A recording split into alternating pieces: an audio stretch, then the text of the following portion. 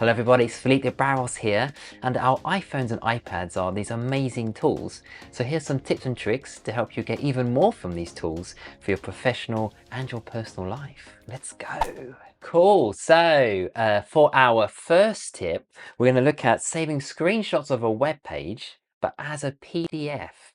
So often you may have the issue, I've had it in the past, where I want to send somebody a screenshot of a web page, but the screenshot doesn't cover all the information I want. There's information that's off the page. So there is a way to include everything you want to the person you're sending the screenshot to, or even for your own records. So I'm going to go into Safari. I've got some website here ready for you paired, Steezy, which is our a great website I enjoy for dance. Imagine if I take a screenshot now, I'm not going to see the bits below. This bit here, for example, this yellow and the two green boxes. So what I can do, I'll take a screenshot. I've got the iPhone SE from 2020. So for that one, I press the lock and the home button at the same time, and it does a screenshot. But it depends which model of iPhone you have. There'll be different ways of doing that. So I'll take a screenshot. Here we are, bot. And then it appears there in the bottom. I open this up here. And now look at the top. We have this option here for full page. So we go to full page, and so now I can have the full page saved as a PDF. Also, what's really cool, we have this here, this menu showing you the whole page. If I slide down, you can see it moving down here. And then I can even crop the amount I want to show to the other person by click on the crop icon here. Oops, I've gone back to the single page. So crop icon, and then I can click and drag and select the part I want to share. In this case, I'll do the whole thing. I'll then press done. Done again, and now I have the option now to copy it and delete it. So it's already now saved on the clipboard. I can then paste it somewhere else, or I can save it to the Files app, and then from there I can also access it via other apps like WhatsApp and send it to somebody else. So that's really cool. So that's how you can save web pages more than just what you currently see on the screenshot. Now for our second tip, very nice, quick and easy one, is the calculator app on the iPhone, which I use a lot. It's more for the iPhone. I don't believe the iPad has a calculator yet, but it may be coming out in the next software update. And so what I do, I open up the calculator and I have this amount here. Sometimes people might try and remember the amount or flick back and forth between the screen, remember the digits and write it down, but you can just press and hold here. And then you have the option here to copy the amount. Aha! So I copy it, and then I open up another app. For example, if I go to the Notes app, yeah, and then I can just paste it, just like that, and there's the amount. So a nice, quick and easy one. That should hopefully save a bit of time, energy, and frustration, and flicking back and forth, remembering what the numbers were. Enjoy. Now for our third tip is the control center and having calculator in quick access in the control center. So if I flick up here on the control center, you'll see the calculators are already there, plus some other apps I've also personalized to be there. So to do this, you go to your settings and then to control center. And then there, I already have my list here of things. You have other options as well. For example, you might have your notes and dark mode, camera, but this is the option, this is the ones I have. And then you can click on those three lines, which are also known, I believe, as like a hamburger. Press and hold, and you can change the order that they appear. Let me do this properly from looking at here. So I go here, and then I can change the order it appears. Fantastic. And then when you flick up your control center, like this, it's going to appear in the order you've chosen, starting from, I just clicked on the alarm there. So as you can see, it's one of the things I have in the control center as well. So there we go, quick access to your calendar.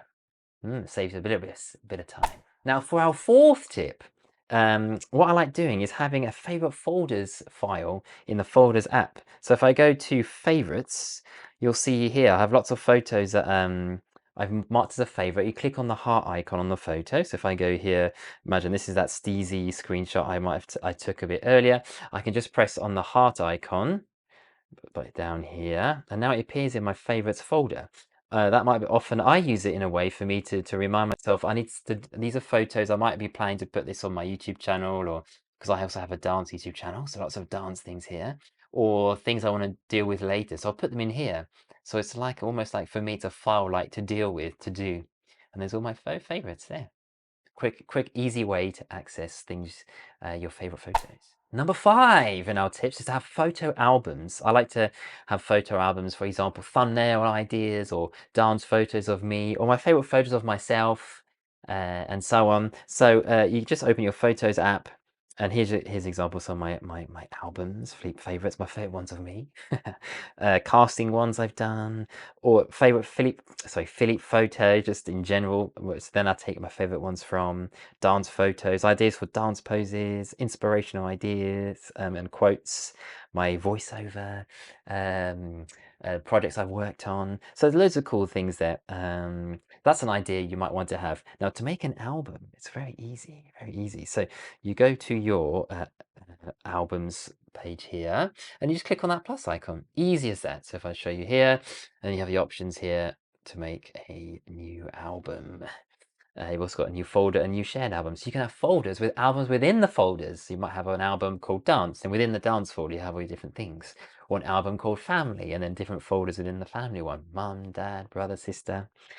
Easy as that. And it's a nice way just to arrange your photos, especially when you want to find them at a later date. Now, for our sixth tip is when you're taking a photo, you can easily switch your resolution of your videos, my apologies, your videos. Many people don't realize this, and you probably know, you might know this one already, is we go to our photos, make sure it's on video mode. Ah, there's me talking. And then we go here, you have here the HD 30. So if I press HD 30, look what happens here. It goes to 4K high resolution. And if you press the 30, it also changes the frames per second. It's another video to explain what all these frames per second is, but it takes up more storage and you get more frames.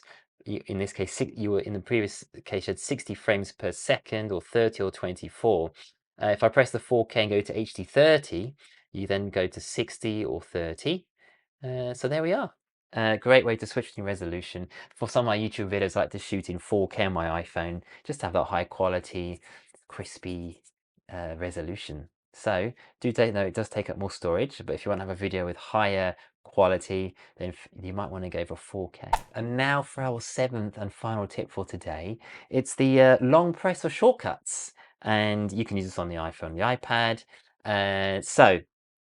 As with many of our previous tips. So if I, for example, if I long press on my settings, so I just press and hold here, and I feel a little bit of haptic feedback. There we are. And then you have some options here, quick access options. So it just saves you a little bit of time. You might want to go to your Bluetooth settings, for example, and here we are. Look at the devices you have and so on. I like using it I used it earlier actually for my notes. If I press and long hold there, you have options to make a quick new note, a new checklist, a new photo you can have in a note, or scan document. I use that one too when I want to scan documents. That's a good one. Also the calendar, pressing and hold there, you can add a new event very quickly. Let me show you here. There we are. It's already there, ready to be added.